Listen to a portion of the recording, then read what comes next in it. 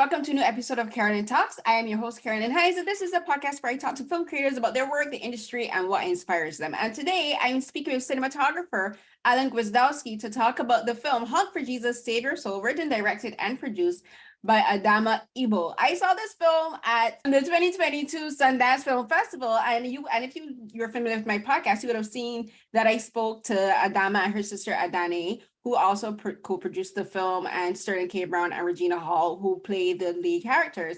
And Alan being the DP, I'm very excited to talk to him because the way how this film is shot is very interesting because it's not a typical straight-on feature. It has like different components because there's the actual filming of the characters, and then there's a component of where it's being recorded like a documentary.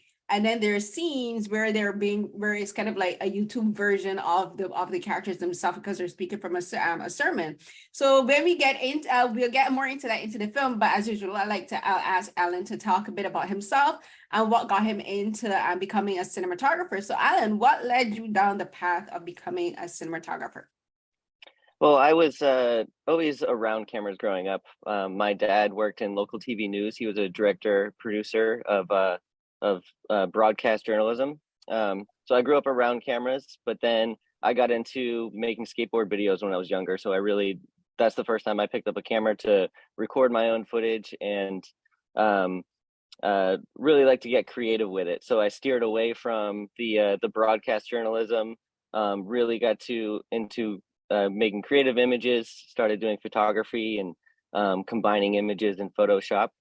And then I decided to go to film school. I went to Emerson College. And it's really there that I found that the role of DP is what I wanted to do, because I like working with cameras and lighting, but I didn't necessarily like directing the actors or the talent. So working with a director who's going to do that aspect of it, while I get to create the images, that's really where I fell in love with it. And for this film, because I've seen in your IMDb that you've worked on some different genres. So to me, HONK for Jesus is kind of like a mix up of different genres because it's like a typical feature film, but then it's also includes a bit of documentary aspects, and then as well as YouTube or what we would call like it's like YouTube, but then also this kind of where it's like you're filming the recording of a YouTube video. So what was it about this film that made you want to work on this particular project? Because it's different from what you've done before. Well, it is different from what I've done before, but it's kind of a mix of several projects or several types of projects that I've done before. When I read the script and saw that there was a documentary portion to it, but it also needed to have the traditional narrative.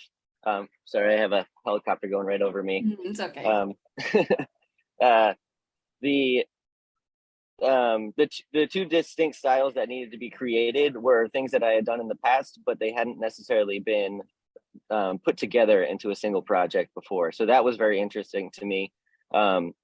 Doing the faux documentary, I like to call it faux documentary or fake documentary instead of mockumentary, because we'd like to treat that footage as if it were real and take it as seriously as possible. So as opposed to something like The Office, where there's the camera is really accentuating jokes and doing like pop zooms on punchlines and stuff like that, what we really like to do is treat the camera work and the lighting as seriously as possible and let the comedy come from the characters and the ridiculous situations that they end up in. And this was a technique and something that I developed over the years working with Tony Yacenda on several short projects and also American Vandal, the show for Netflix, which just happened to be a big influence for HONK for Jesus. So even before I came into the project, that was a reference that Adamme had already talked about.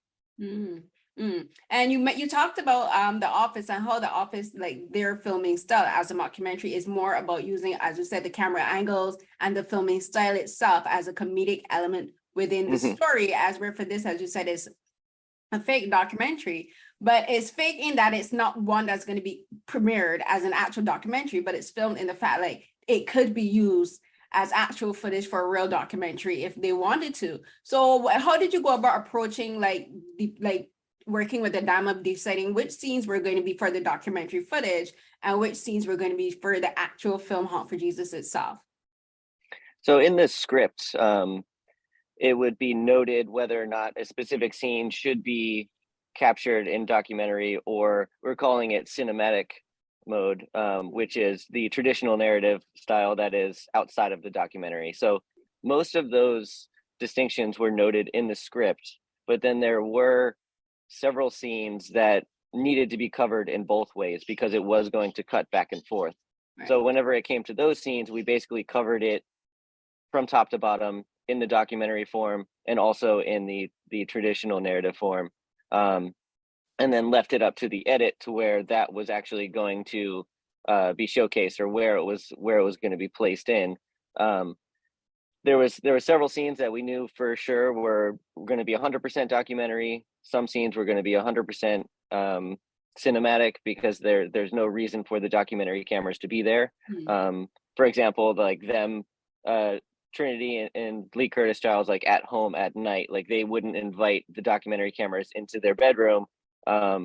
So those scenes were covered as if it was their real lives behind the documentary.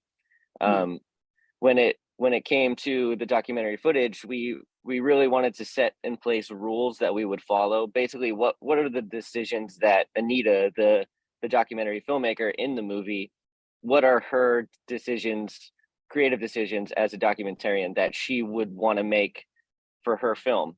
So we set those rules, and then anytime we would go to the documentary style, we basically had like a cheat sheet or a guideline of like what these angles or camera moves, what lenses, should it be handheld or is it an interview? All those things kind of listed out already, so that we knew whenever we're going to that style, this is the distinct look that's going to be created for that. I was actually going to ask you about that, if there was a difference in the camera lens and the specific cameras used for the cinematic versus the documentary, and even for those used as the YouTube footage of the sermons, because I did notice that there's a slight difference in the grain and like the way how the light kind of like permeates through the lens. So how did you go about choosing which lens to use for the scenes and for the different modes? For the documentary modes, one of our biggest influences was the documentary Marjo, about a real child pastor in the 70s who basically has a camera crew follow his life, and he reveals to the cameras that he is a hypocrite and doesn't actually believe the stuff that he's doing. But it's a very verite style documentary where the camera, it's on zoom lenses, it's handheld, it's moving around a lot, reframing constantly. And that was our biggest influence for the documentary style. So we decided to go with spherical lenses for the documentary, mainly using zoom lenses. And then, for the most part, stay in a handheld look. So then to juxtapose that for the cinematic look, we went with almost entirely static camera work, except for when we did have to move the camera, we went with a really smooth look, either dolly or on a gimbal. And then we also used anamorphic lenses for the cinematic look. So the documentary footage is actually cropped to an aspect ratio of 14:9, so that we could bring it even further away from the 240 crop for the cinematic look. And another reason for that is because the YouTube style sermon footage, we actually used the old Sony Betacams that the church had. So they provided us with some B-roll of the crowd. We actually weren't able to fill the crowd with extras, mainly due to COVID. And the church was under repair, so they weren't currently doing any sermons. So they provided us with some footage of their past sermons where the camera's sweeping over the crowd, it's a whole packed audience, and we used their same cameras to shoot the reverse of that with Sterling on stage. So that footage with him on stage cutting with the crowd, it's old, really dirty SD footage, and it's natively 4:3 aspect ratio. So to bring our documentary footage a little closer to that, we cropped the sides in and went to a 14:9 aspect ratio, and decided to go for a more video kind of look for the documentary. And then the cinematic mode, tried to separate that and go for a more traditional kind of film look, added some grain and a CinemaScope aspect ratio. Okay, so I didn't know that the footage of the congregation was like footage from the actual church itself, and that actually kind of ties into the question that I've been really wondering is because like I'm from the Caribbean, so like our churches are built slightly different to churches in North America, but the way so there's a very specific way to like when we're filming church sermons. And it's slightly different because like the architecture is different, so the cameras can be placed in like different locations because like a lot of our churches have like really high ceilings and they're like super open because like it's so sunny, we get like a lot of natural lighting. But like for the church where you filmed, it's like very dark, and because there's one thing, there's a lot of wood, there's like a lot of mahogany, and they use like a lot of velvet, like there's a lot of dark burgundy velvet for the seating, and then there's like the royal blue in the background and stuff. So like how did you go about setting up, since you said that you use their footage, that means you would have had an idea of where they set up their cameras already. So like how did you go about like making sure that the angles they use for their original footage matched with the footage that the camera angles that you use, not only for the sermons, but for the scenes where like Regina and Sterling are talking to the camera for the full documentary segments? Because I was interested to see, like, I was really wondering, like, how did you go about not only lighting this church, because it's lighting for cinema for one thing, and that's different than lighting for a regular church sermon. You know, like you have to make sure you get enough lighting so that the audience can see the characters in a way that works on the screen. Whereas for church, like they're lighting specifically for the audience to get a specific impact for the sermon. So like, how did you go about working around that with your setting up with the cinematographer, with the cameraman and the lighting, and also with Adamme and Sterling and Regina with like just working out the lighting and everything with that? So we actually worked with the head of media for the media department for the church, and he showed us the positions for the cameras where they typically would record the sermons from. There's a straight on camera right in the middle of the sanctuary that would produce a wide shot and a follow single. So no matter where they walked on stage, the camera can just from that pivot point follow them for the entire sermon. And then there was a couple more cameras that would be placed more on the side, and then also looking back towards the crowd. And those were the four typical positions for that specific church's sermons. But then we also watched a bunch of other YouTube references of just other sermons at mega churches around the US, and decided on how we mainly wanted to cover Sterling being on stage, and knowing that we had to work within the limits of not having extras to fill the entire church. So what specific angles would work for us to be able to sell the portions that we had to record versus what we also just gathered from the church. And then when it came to the lighting, working with the media department from the church, they showed us basically how they had a pre-recorded segments of a sermon. So if it was something where the pastor is at the pulpit and it's the opening of a sermon, there would be a specific lighting for that. And then if they were going to the communion pool, which is a totally separate area and kind of elevated up onto the next level, for baptisms, they would do a different lighting setup for that, and so on. So there was, I would say like 10 to 12 pre-programmed lighting setups that they had for sermons. So we looked through all those and decided which ones were relatively in the ballpark of what we were looking to do, and then based on the levels that were presented as a baseline from those pre-recorded settings, then I would take that and then augment it to feel or to fit how we needed for the movie, whether I needed a little bit more light and I needed to amp it up, or if we wanted to just take light away from a certain section because it was distracting, or just needed to shape it. It was all based on what they would actually do, but we just augmented it to fit our situation a bit better. And going into this, did you have any idea that it would be kind of like so technical, that church sermons and the way how they operate with their media teams, it's so technical, because it's like a big production, right? Yeah, It's like the way you're talking, like you would think it's like a concert event or something, but it's for a church, and it's kind of like what the film is about. Is kind of talk about how church has now become this big production about always being on and performing and always looking their best and stuff. Like, what was your reaction when you sat there and you think, oh wow, this is a production in and of itself? Yeah, because I went to church when I was young, but there was no media in those churches. It was just the sermon itself, and then that was it. So there was lights on the stage, but there was no real production to it.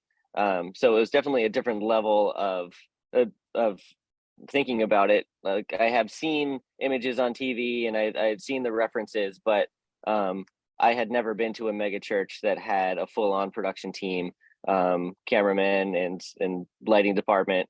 So yeah, that was definitely an eye-opener to me to see how big that portion of the church is, and how many people work in the media department alone. So it was interesting to see. And then once I had really dove in and was working with their head of the media department, it was kind of just like any other TV production that I had been around. It just happened to be their focus is on the church. So it wasn't too far off of being like a news station when I was a kid, going to see like my dad work on the local 6 o'clock news. That's so interesting, because like I think especially for like us, what are we, we're millennials, right? Yeah, like coming from like growing up in church where, like as you said, there was no camera. Like the only time we would probably have a camera would be if it's like a special occasion like Christmas, a Christmas event or something, and you'd only have like the standing cameras, there's like the camera in the middle on the tripod, and that's it. And like I think it also has to do with how technology has progressed, because everything is so interconnected with the internet now. Like everything is made to show for the internet, and it has a global perspective. So like we kind of like how we saw the evolution of internet coming from dial-up to Wi-Fi, is like churches is kind of the same way it's been evolving. And I love how you guys explore that in the film, because like you get to see how everything is a spectacle now. Even worship is a spectacle now. Yeah. And I wanted to ask you now, for this is something I'm always interested in with regards to like film, with regards to like cinematographers and costume designers, because I know sometimes costume designers and cinematographers have to work pretty closely, because like you have to take into consideration the materials and the colors being worn by the characters, and how like that could appear on screen, because like some colors don't show up as well on screen depending on like its material, if it's like satin, cotton, linen, or whatever. So like how did you go about working with the costume designer to work with the specific scenes? Because there's some scenes where like in the church, like Sterling's and Regina's clothing is a bit more muted, whereas outside they're wearing, I think, more flashier clothes. Like a lot of the clothes have more like iridescent colors. Like my favorite scene sequence is the one close to the end where she's wearing the my makeup and she has on this yellow dress, and I'm like, that there's a message being given in what she's wearing in particular. So like how did you go about working with the costume designer? For the most part, we just let the costume designer run wild with these extravagant church outfits. There was a few colors that we would stay away from, dark reds and bright reds, for one, mainly just the symbolism there, as opposed to anything that the camera could handle. But for the most part, we let the costume designer run wild. And Adamme had a very strong opinion about the clothing. So unless there was something that stood out to me, like a pattern that would create the moire effect or something like that, then I would let them pretty much choose what they wanted to do costume wise, knowing that we really wanted those colors to pop in the end. So when it came to the color grade, we wanted to go for a really warm feel. Even when it's overcast, we wanted it to feel hot. So we went for some browns in the shadows and make it feel warm overall. And then muted there's a lot of greenery in the background. So we muted the greens to subdue that so it didn't stand out too much. And then we specifically, a lot of times, would select the color of the outfits because for the most part, they're very bright, vibrant outfits. So it wasn't too hard for us to pinpoint those in the color correction and bring them out selectively to give the clothing a little more of a saturated pop. Mm, And there's a particular scene where I think the difference in like not only the tone of the film but the costume and the lighting really kind of really stands out. And that's the scene where Lee Child and Trinity meet the Sumters, and they're in this room, and it's like mostly like this muted gray, but it's more like it's more modern because there's like, you know, like the crystals and the pewter and the silver, and they're wearing like similar colors. And whereas Trinity and Lee Charles are kind of standing up because their clothing is more flashy. So for you, like I always see like cinematography is about telling a visual story, you know, it's about translating what's happening in the film, but through colors and lighting and like camera placement and everything. So for you and for that scene, like what were you trying to convey to the audience in that scene? That's a good question. That scene in particular, it's a face-off. It's 2 versus 2, and we wanted to keep it that way until Mrs. Sumter kind of gives her first dig, and really singles out Trinity. So that's the change from the 2-shot to a single, and we really start to see the personal hatred that happens at that moment. So we started off with camera stays static the entire time, and it's opposing 2 shots. They're working together. Each couple is on a side, and they're on a team, and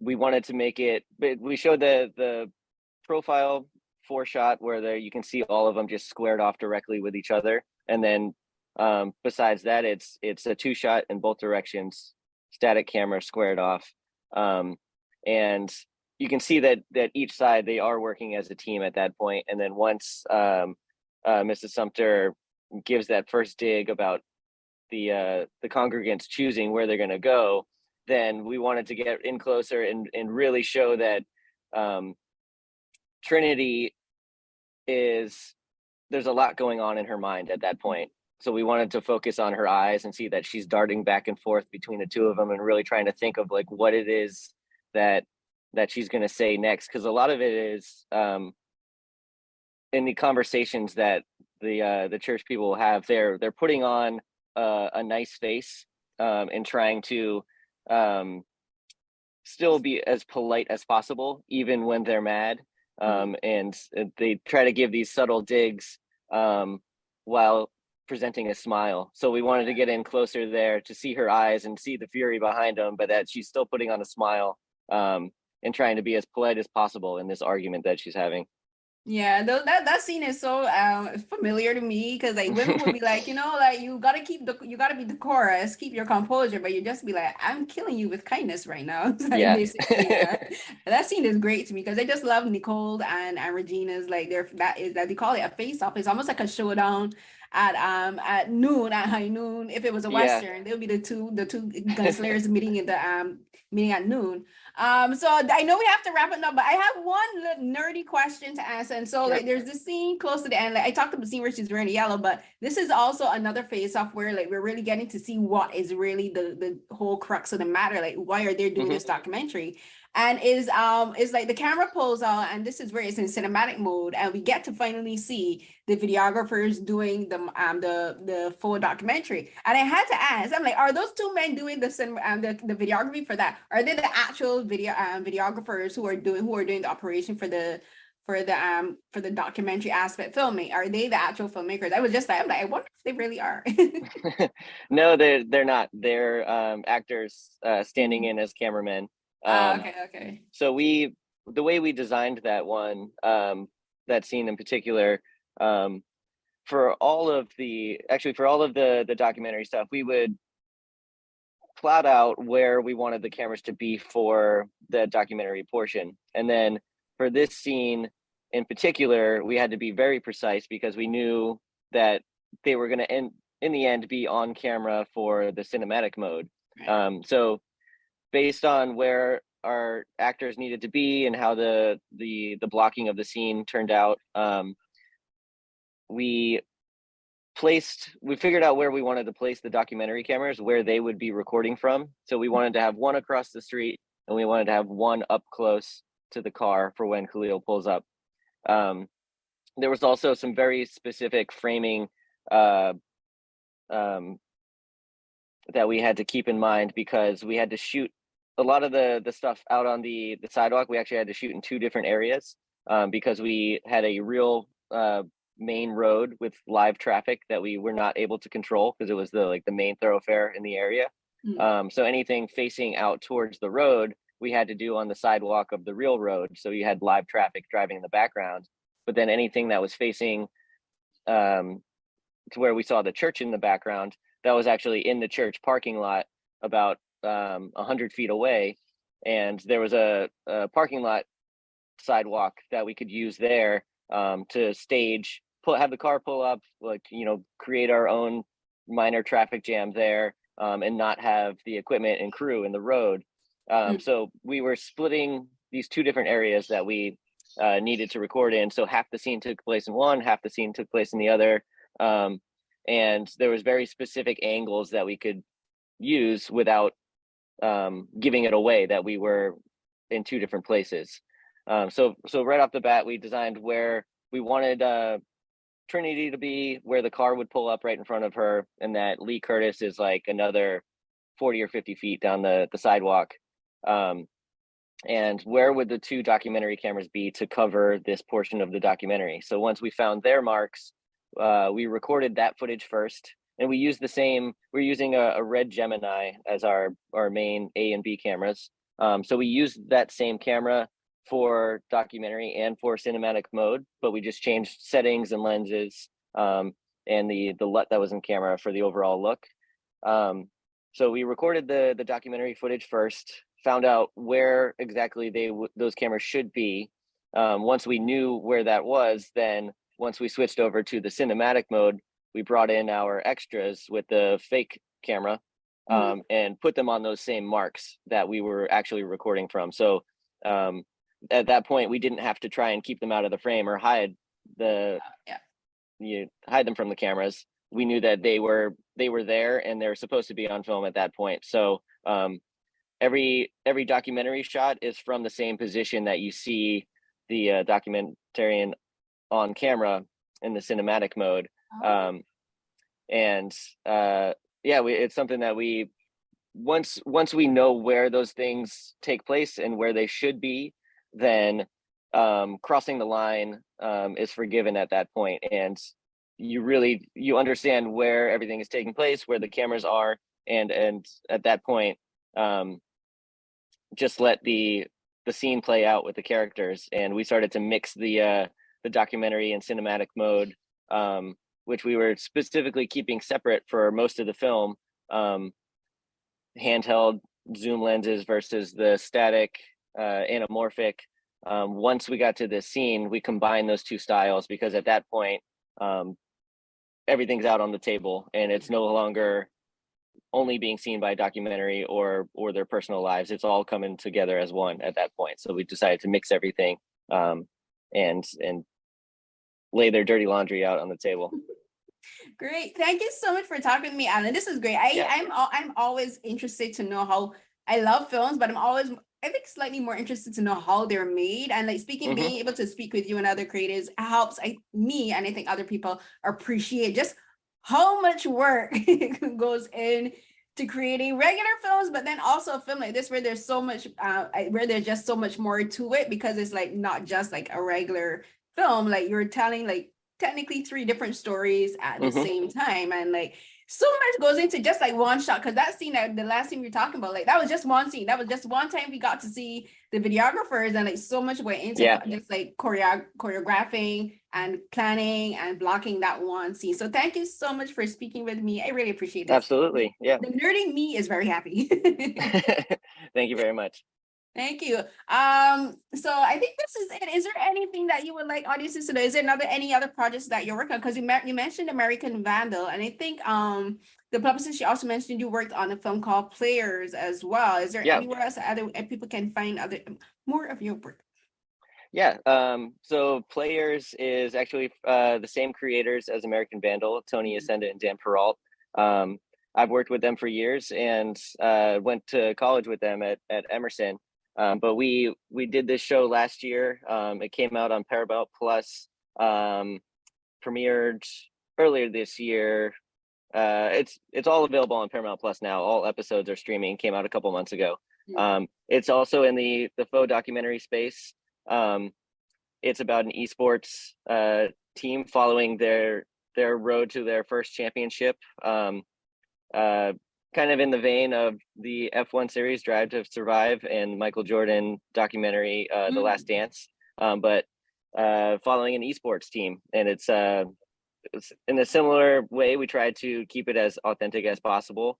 That one we used many more cameras than we did on Honk for Jesus. We ended up actually using 40 plus cameras for the different styles in that one. But that one's available on Paramount Plus. And then I also have another movie just happened to be premiering the same weekend as Honk for Jesus called Out of Office. That one's on Comedy Central. Okay, great. Thank you so much. Thank you. I appreciate it. So everyone, that was another episode of Carolyn Talks, and today I spoke with cinematographer / DP Alan Gwisdowski to talk about the film Honk for Jesus, Save Your Soul, which premiered at the 2022 Sundance Film Festival. This film is a hilarious satire with slight horror elements, if I'm reading correctly, which is talking about how the Black church, in particular, Black North American churches, is all about facade, like the pastors and their wives and even the congregants put on facades in front of each other. And while they say that they're doing everything for Jesus, you're wondering, is it really for Jesus or is it really for them? But the film really focuses on the female lead, who is Trinity Childs, played amazingly by Regina Hall. She better be getting some awards and recognition for this performance, both her and Sterling K. Brown, actually. And it talks about the pressures on women and how women are made to feel that they have to unconditionally support their husbands, their church leaders, and even the church congregants. And they're like, I'm doing all of this for everyone else, but what's being done for me? And it's like the whole, in the Bible says, a virtuous, and it talks about being a virtuous woman and a faithful wife and a faithful leader. And that's all well and good. It's like, but what is there left for her? What's edifying for her? And so the film is a really good look at that, especially in how the Black church operates and how there's scandals in the Black church, and there's scandals between the pastors and their wives and the pastors and their congregants. And for a lot of people who are familiar with Black churches, there will be some elements of the story, as well as the characterizing of the characters, like some of the things they say, some of the ways they act are familiar to people who are familiar with a lot of Black pastors.